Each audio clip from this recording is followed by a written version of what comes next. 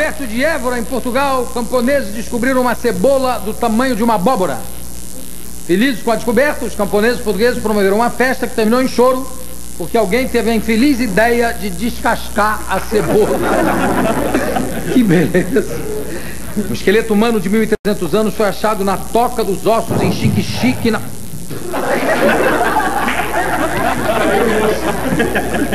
O que foi, Bira? Fala no microfone, pelo amor de Deus. O que houve? As baquetas. Foram as baquetas. Eu pensei que quando falou aqui, Toca do Xique-Xique na Bahia, o Bira deu um pulo. Eu pensei que ele fosse de lá. O mais surpreendente sobre esse achado do esqueleto de 1.300 anos, diz Maria Beltrão, do Departamento de Genética da Universidade Federal do Rio de Janeiro, foi descobrir, entre outros fósseis, um dente cariado, com perfurações feitas por espinhos de mandacaru, que eles usavam como palitos. Que loucura! Poxa, 1.300 anos e já usavam palito de mandacaru. Eu fico pensando o homem das cavernas virando para a mulher dizendo: meu bem, vê se a Danusa não tá olhando e passa o palito, pô. Né? Vou conversar com Antônio Carlos Brasileiro de Almeida Jobim. Tom Jobim.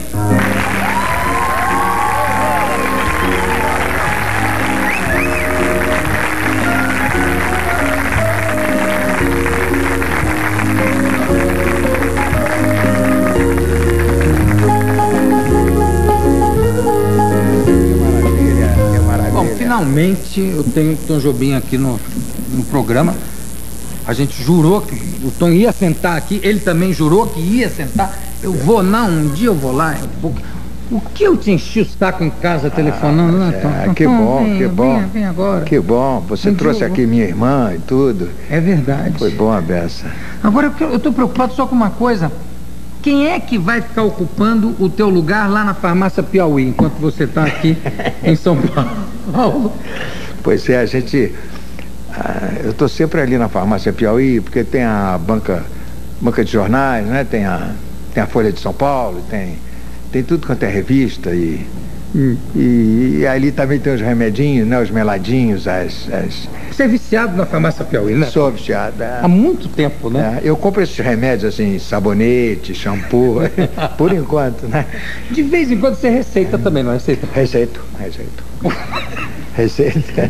Que tipo de receita você dá ali? Ervas, assim, de uma maneira geral, né? Tá muito na moda esse negócio de erva, né? Tá. Você acredita no efeito das ervas? Sem dúvida. Você toma algum remédio, tipo vitamina? Tomo. Esse tipo, Tomo. Todo dia? Tomo um pouco. Não, todo dia não, eu esqueço de tomar. Mas as ervas ajudam o negócio da, sei lá, a artrite, né? A gente começa, as juntas vão ficando duras. Com a erva melhora? Acho que melhora, né? Muita erva, naturalmente. Bom, muita erva, então. Melhora tudo. Melhora qualquer doença. O Tom, quer dizer, a gente se conhece desde criança, né, Tom? Quer dizer, eu conheci o Jô, a criancinha. Eu tinha 18 aninhos. Ali em Copacabana, na casa do Gueiros, não é? Do Zezinho Gueiros. O Tom ia pra lá da canja de madrugada. Quer dizer, paixão por música é uma coisa muito engraçada. A pessoa toca, não tem hora pra tocar, né, Tom? Pois é, a gente... Eu trago um recado aqui do Zé Nogueira, que produz o meu programa lá na Rádio Dourado e na Rádio Jornal do Brasil, falando sobre a Sinfonia de Brasília que vocês compuseram, né? Você e Vinícius. E que vocês não conseguiram, de repente, ninguém tinha nenhum disco da Sinfonia de Brasília. Ele disse que tirou uma cópia, ele tinha um disco, tirou uma cópia. É verdade. Tirou uma cópia para você, uma cópia para o Vinícius. Quer dizer, eu não posso dar para um e depois o outro ficar sem, então tirou 2 cópias. Como é que, vendo a política brasileira hoje, seria a Sinfonia de Brasília, Tom? A Sinfonia de Brasília, quando eu escuto, eu não escuto a Sinfonia de Brasília, mas quando escuto, de 10 em 10 anos, né? Parece uma piada, porque diante do que está lá, né? E aquele sonho do Vinícius e o Juscelino, e a gente acreditando, o Oscar Niemeyer, a gente querendo o Brasil e coisa e tal.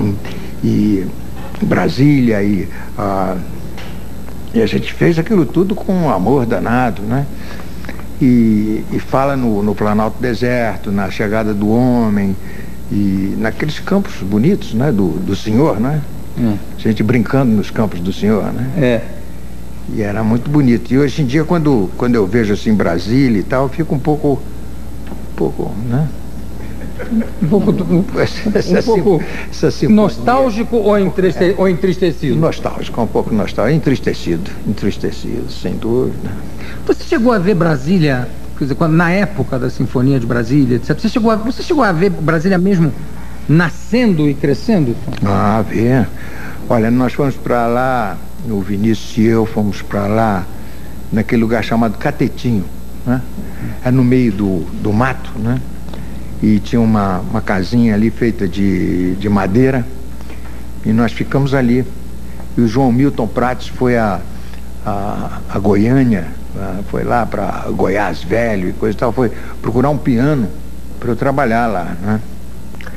E eu me lembro, eles pegaram aquele piano, os homens propriamente ditos, né? Os homens fortes, né? Pegaram o piano e carregaram ali para cima aquela escadinha de madeira. E nós ficamos ali fazendo aquele troço, aquela música, tinha que fazer aquilo. E tinha aquele campo assim, as perdizes, né?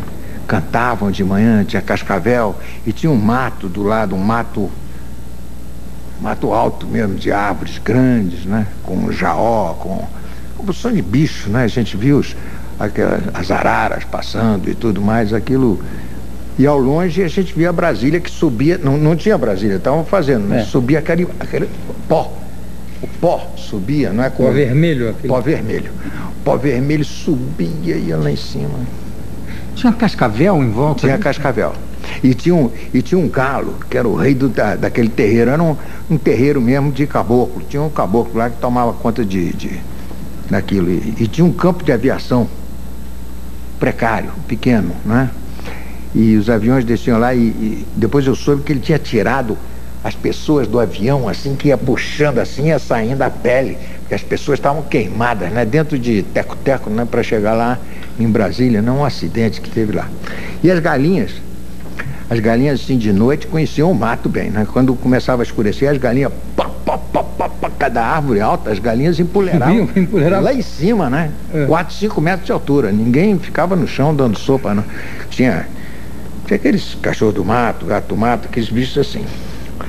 E tinha esse galo, esse célebre galo, que andava assim com as esporas e coisa e tal.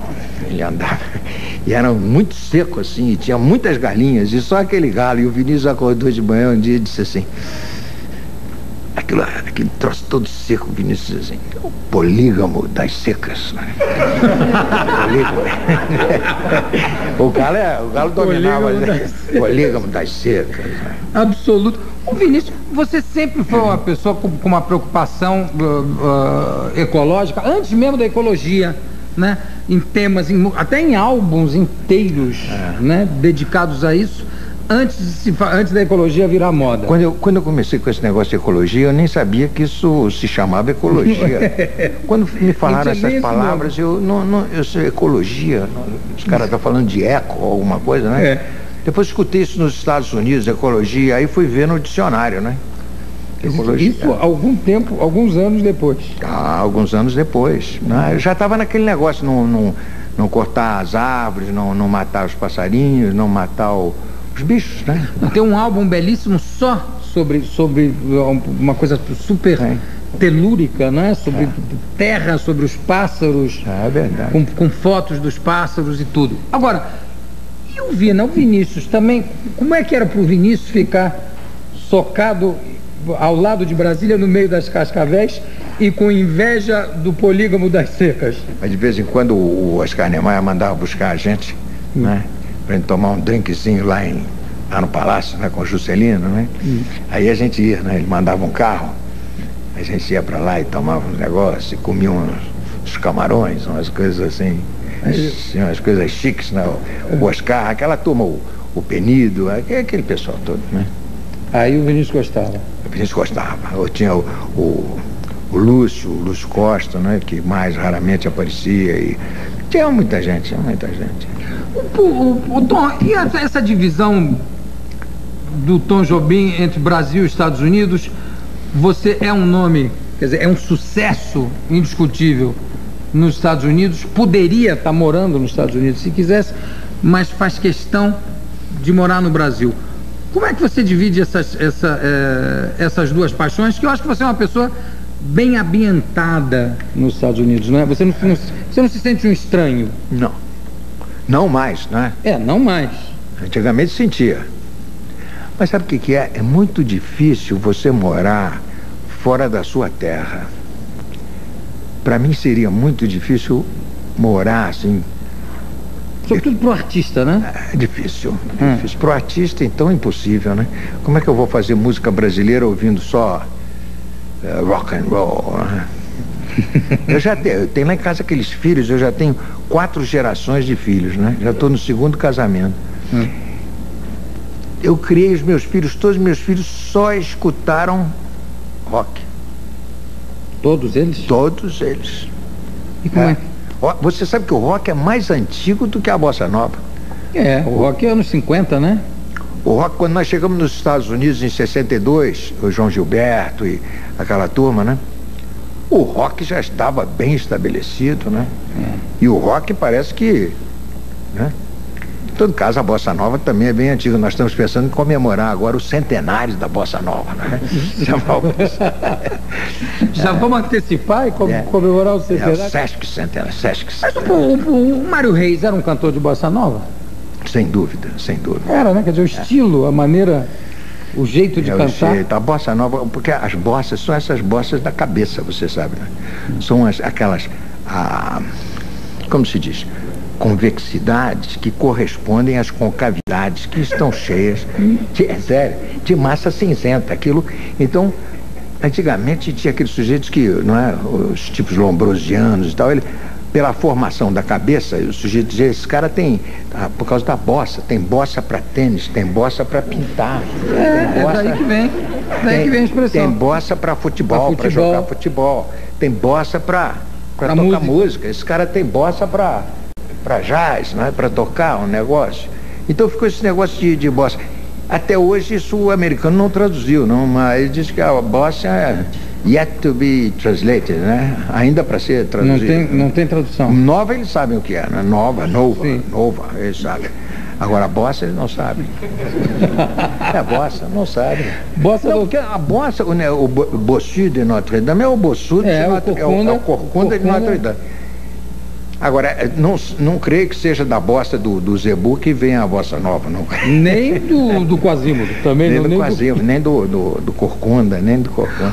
Vocês quando foram para o famoso show lá do Carnegie Hall, em 62, muita gente acha aquilo como um marco, como um início, né, da divulgação da bossa nova nos Estados Unidos, mas aquele show já foi um pouco uma consequência do sucesso que a bossa nova completamente, fazia, né? Completamente. Hoje você é muito inteligente, você percebe as coisas rapidamente. Ele estava me contando uma história aqui do Vinícius, depois vai contar uma história que aconteceu hoje. Isso mesmo, nós só fomos Primeiro eu queria ouvir a história do Vinícius em relação a medo de avião, que era o que mais pavor tinha da turma, era o Vinícius. É verdade. E aí o que ele fazia? É verdade. O Vinícius, inclusive, ele me contava uma história do avião que caiu com ele dentro, né? Ele caiu. Ele sofreu um acidente. Ele ia, sei lá, da Argentina para o Brasil, um troço assim, negócio de Itamaraty, de diplomacia, o avião de hélice, aquele avião. E o avião começou a baixar, ele viu que aquele negócio assim por cima do Uruguai, mais ou menos, e tinha gado, pasto, né? E ele viu aqueles chifres correndo assim ao lado da janela do avião. Ele disse que tinha uma diplomata francesa que estava na frente dele e virou-se para trás e disse, bonne chance, monsieur, né? E apertou o cinto, né? E aí desceram lá nos pagos, né? Nos pampas, e o camarada que estava do lado do Vinícius, a hélice cortou. É verdade. Cortou em dois. Soltou-se da asa e entrou na cabine. Entrou na cabine. Essa é uma das histórias do Vinícius. Mas a outra mais engraçada é que um sujeito viu o Vinícius e tinha um saco assim com aquele pó branco, aquele pó, e o camarada disse, mas o Vinícius é um poeta tão talentoso, com essas músicas bonitas, e já entregue ao pó, né? Ele vai morrer, cocaína, ele vai morrer. E o pó era o seguinte, e passaram-se anos e essa pessoa continuou, disse, o Vinícius deve estar na hora dele morrer, porque com aquele pó todo que eu vi, ele não vai resistir. E um dia esse camarada viu o seguinte, o Vinícius passando o pó, né? O pó era a farinha que ele botava no corpo antes de pegar o avião, porque a mãe menininha fez uma reza lá com ele, lá na Bahia, não é verdade? Era uma mandinga. Era uma mandinga, eu disse assim, olha, quando você a farinha não cai, o avião não cai. E ele chegava branco, o pai era todo enfarinhado. E o que aconteceu hoje no avião? Não, hoje no avião aconteceu um negócio engraçado. Eu chegar aquelas coisinhas pra gente beliscar, assim. O voo muito curto, né? Rapidinho, né? 35 minutos, né? 35 minutos. E eu botei aquela mesinha assim, mas a mesinha estava quebrada e caía, entende? E a moça botou aquele salaminho ali, aquele chocolate, e o negócio caía. E uma senhora muito, muito educada, falou, olha, está quebrada, sua mesinha está quebrada. E ela queria me ajudar, queria botar um jornal, eu disse, não, eu quase disse para ela, deixa que eu seguro, né? Eu estou habituado a segurar, não é? Mas como a Nana disse, não é? A Nana disse no programa, eu estou habituado a segurar aquele microfone que iam botar no tripé. Ela pegou mesmo na mão e disse que estava habituada a segurar. Eu quase que eu fiquei ali segurando a mesinha e depois pensei, digo, poxa, eu vou comprar, pra você ver esse negócio da gente não fazer sucesso, é isso. Eu vou comprar um avião do Michael Jackson, entende? Porque o avião do Michael Jackson, quando ficar velho, naturalmente, vai vender por um preço menor do que ele comprou. Um preço bastante em conta. Eu tenho certeza que vai ter uma mesinha direitinha, com toda aquela... Mas você, para comprar o avião do Michael Jackson, vai ter que fazer aquela coreografia toda, vai ter que dançar tudo? Não, vai ter que fazer, perder a barriga aí. Usar aquele esparadrapinho no dedo, tudo? No dedo, exato. Bom, Michael Jackson não, mas Frank Sinatra sim, né, Tom? Quer dizer, você fez... O Frank Sinatra eu andei, o Frank Sinatra tinha, no tempo que eu estive lá com ele, tinha 2 aviões. Um grande e um pouco menor, né? E tinha piano no avião, tinha uísque, tinha tudo. Aí ninguém saltava do avião. Nada, era você tocando, que cidade é essa? Chicago, então pode tocar mais um pouco aí. Como é que foi o encontro com o Frank Sinatra? Como é que foi essa histórica gravação com o Frank Sinatra? E a história do título do disco A Verdade, que ele botou o nome dele inteiro para não ficar com o nome menor do que o teu? É verdade esse negócio? Ele, sei lá, ele botou o nome inteiro, né? Francis Albert Sinatra. É o Francisco Alberto Sinatra, né? Botou o meu nome, Antônio Carlos Jobim. Dizem que é porque ele disse, não, se eu botar só Frank Sinatra, o meu nome vai ficar menor do que o do Tom. Então eu vou botar... Não, o Frank Sinatra, eu não conheci o Frank Sinatra. O Frank Sinatra telefonou pro Veloso, né? Falou comigo, escuta, você quer fazer um disco comigo? Eu no Veloso já tinha tomado uns 30 chopps, né? E eu digo, eu faço chopp. Ele ligou pro Veloso? Ligou pro Veloso. Veloso é o bar em Ipanema, exato, né? Na esquina da Prudente de Moraes, que depois ficou conhecido como Garota de Ipanema. Exato, que hoje em dia é Vinícius de Moraes com o Prudente de Moraes. Vinícius de Moraes com Prudente de Moraes. Era Montenegro com Prudente de Moraes, né? Quer dizer que o Frank Sinatra ligou pro Veloso. Pro Veloso. Porque você sabe, é um negócio espantoso, esse negócio da comunicação é espantoso. O Frank Sinatra pega o telefone e liga para o Rio de Janeiro e fala com a telefonista, eu quero falar com o Tom Jobim. E a telefonista acha você, mas isso é evidente que acha. Acha em 1 minuto, né? E foi assim? Telefona para casa, não, ele não está em casa, ele está no Veloso. Pá, pronto. E aí como é que foi esse garçom do Veloso atendendo? Frank Sinatra, foi assim o negócio? O garçom não entendeu de meio. O garçom viu, disse, olha, uma ligação aí de longe, o negócio aí, né? E aí? Tem um homem aí falando os troços que eu não entendo, então vamos lá. Né? E aí era o Frank Sinatra e eu fui pra lá e ele me tratou muito bem, né? Me botou. Ele levou pra casa dele, muito gentil, Um amigo mesmo, né? E ele não, quer dizer, ele te conheceu por telefone no Veloso? Por telefone no Veloso. Será que ele estava em algum botequim lá também, não?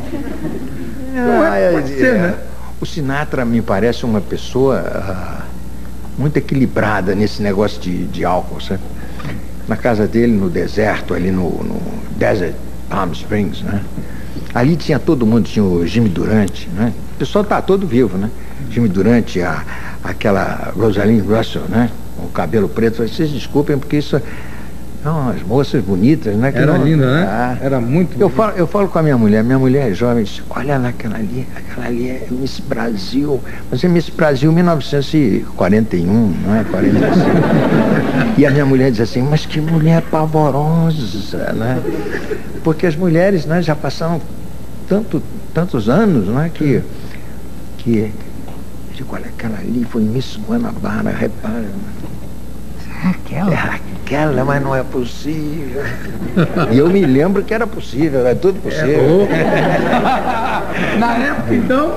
Não era só possível, como provável, né? E desejável. E desejável, claro. Mas aí, e na casa, ainda você estava falando da bebida do Frank Sinatra no deserto? Não, o Frank Sinatra é aquele sujeito que acorda, vai para a beira da piscina, tinha aqueles amigos, né? Aquelas pessoas famosas, né? E geralmente mais velhas do que ele, né? Ele é uma espécie de um garoto de uma turma mais velho. Ah, é? Mesma turma, tipo Dean Martin? Ele é mais velho do que Roach, aqueles caras que jogam beisebol e que foram... ele é o garoto, entende? Quer dizer, ele se cerca dos ídolos da infância dele. Dos ídolos dele, Dos ídolos dele.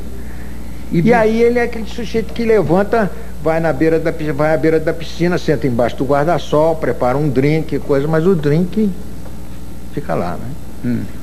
E dá um golinho no drink, depois o gelo fica ali derretendo e tal, né? Não é um grande bebedor? Não, certamente em outras épocas, né? Você sabe que o Vinícius era um grande bebedor ou era grande bebedor? Um acompanhador de copo? Grande bebedor, Vinícius. Vinícius bebia bastante e bebia constantemente e achava que o álcool fazia bem. Ele não tinha esse negócio, não, Tonzinho, você não vai me meter medo de álcool, não. O álcool é bom para a saúde. Olha, quando eu bebo, o sangue corre, fica tudo bom, fica tudo ótimo. Porque eu creio mesmo que se o Vinícius, se ele achasse que a bebida fazia mal, ele teria morrido logo, né? Como certos sujeitos que bebem para morrer, né? Bebe para... destrutivamente, que tá né? tudo, vão morrer e tal. Agora, tem outros camaradas que bebem para viver. Para viver. Exato. Eu fiquei muito impressionado com a vez do Vinícius. Eu quero te dizer que o Vinícius morreu com o fígado intacto. O hepatograma dele é perfeito, não tinha nada no fígado.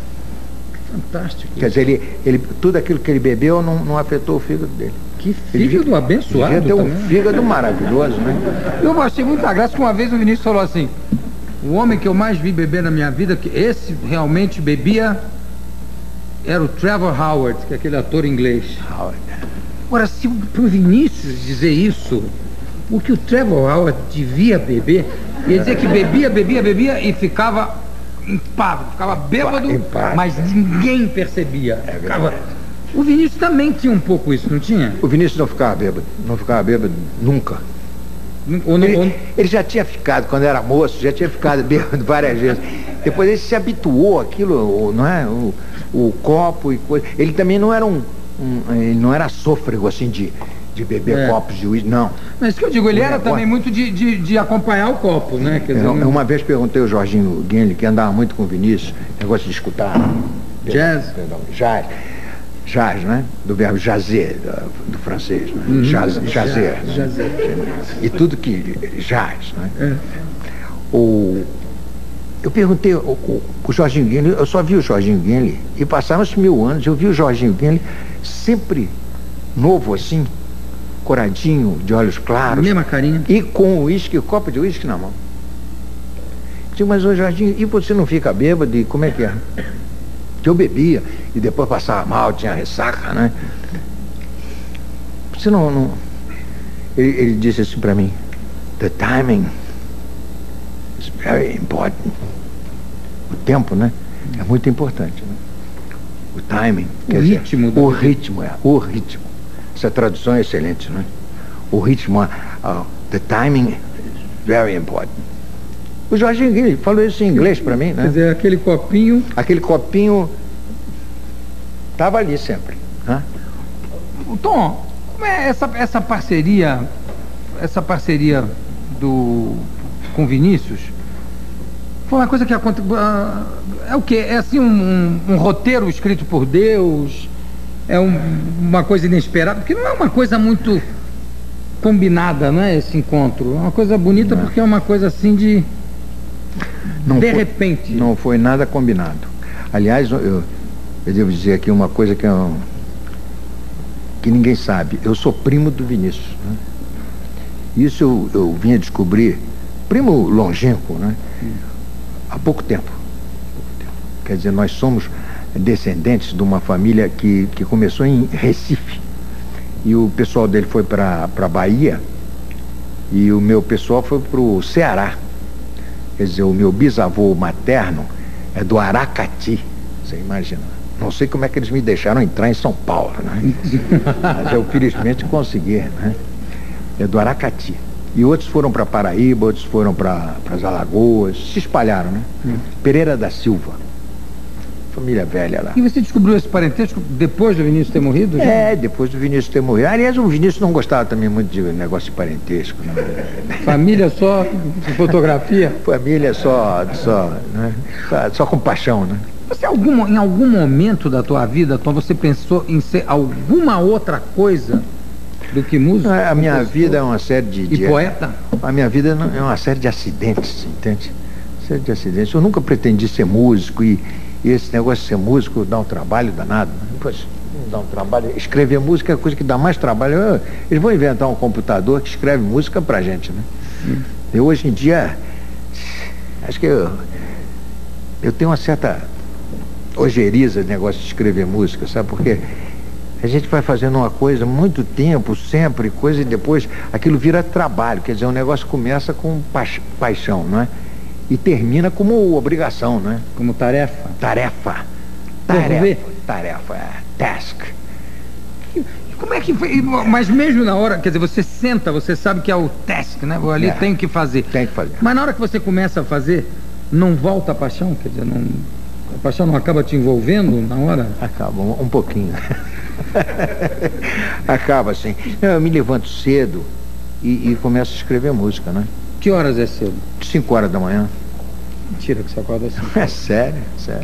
5 horas. Agora, por exemplo, eu quando acordo às 5, o relógio está marcando 6, né? É, porque já... E 6h30 as crianças vão pro colégio, né? Às vezes eu vou levar as crianças no colégio. Aí na volta dá uma de paradinha manhã na Piauí. Uma paradinha na Piauí, certamente.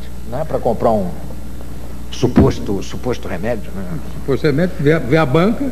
A banca dos jornais. La Banca Centrale, né? Aquela banca do Leblon, né? E aí você volta para casa e você ainda se impõe um rigor de horário de trabalho? Sabe o que é que eu encontro?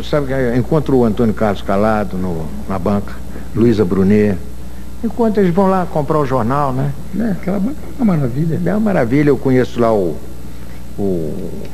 italianos, né? São todos italianos, né? A banca, aliás, o negócio de jornaleiro é italiano mesmo, né? Até no Rio de Janeiro é italiano.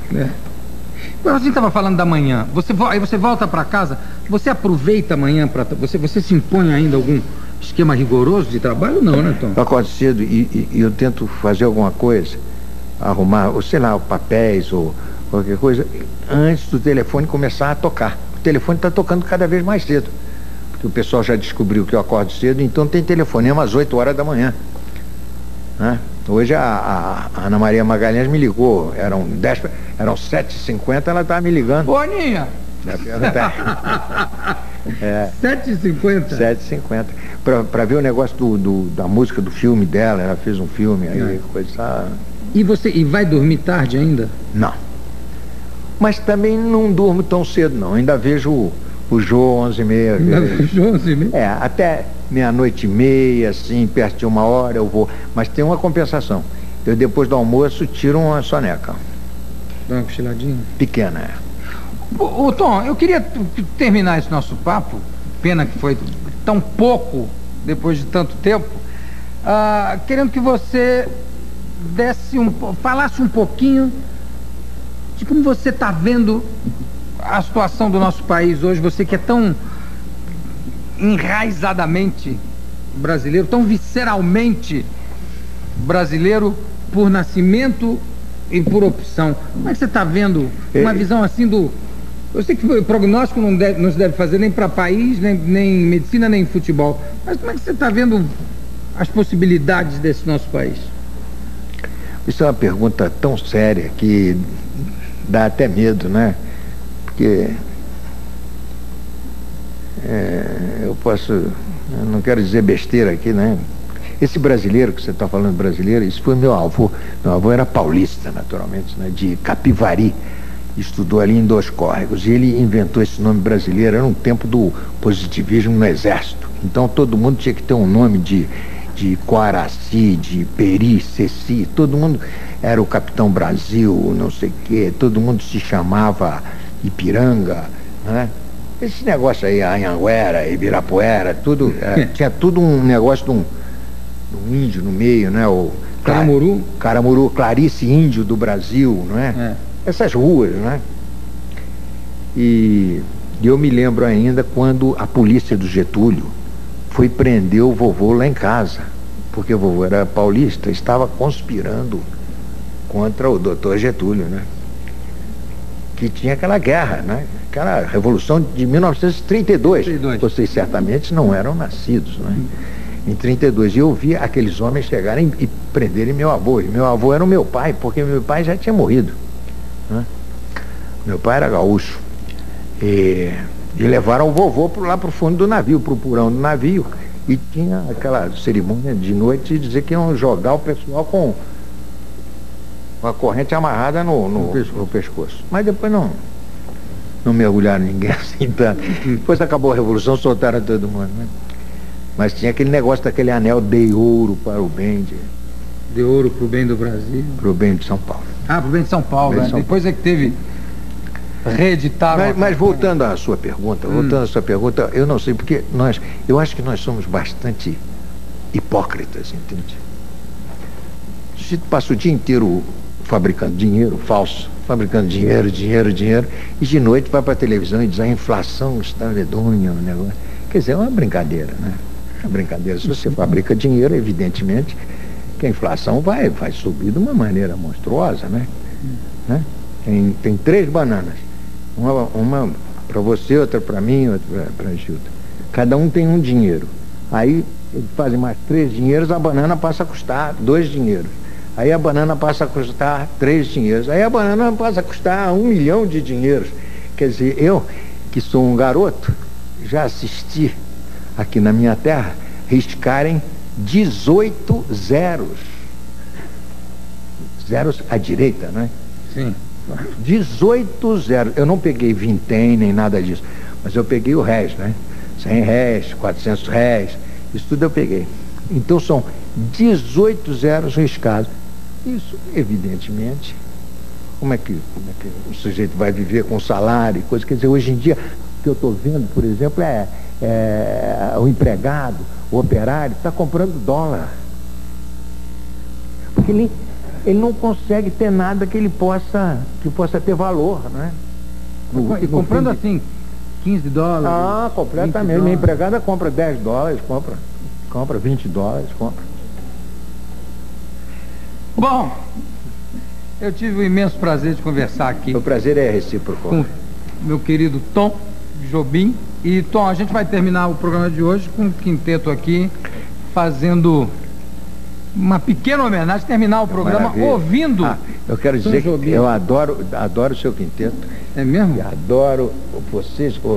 Eu ouço os músicos com um grande prazer. É verdade? E você corta na hora certa também. Eu corto direitinho? É? Tô bom de... Porque você é um gordo ágil, você é um gordo sadio, né? Não é aquele gordo... Aquele gordo. Sou um gordo magro. Você é um gordo, exatamente, de alma lépida. Um gordo de alma lépida. Lépida, exatamente. Então nós vamos terminar o programa ouvindo aqui o Quinteto 11:30, homenagem ao nosso querido Tom. Muito boa noite a todos vocês e fica o beijo do gordo.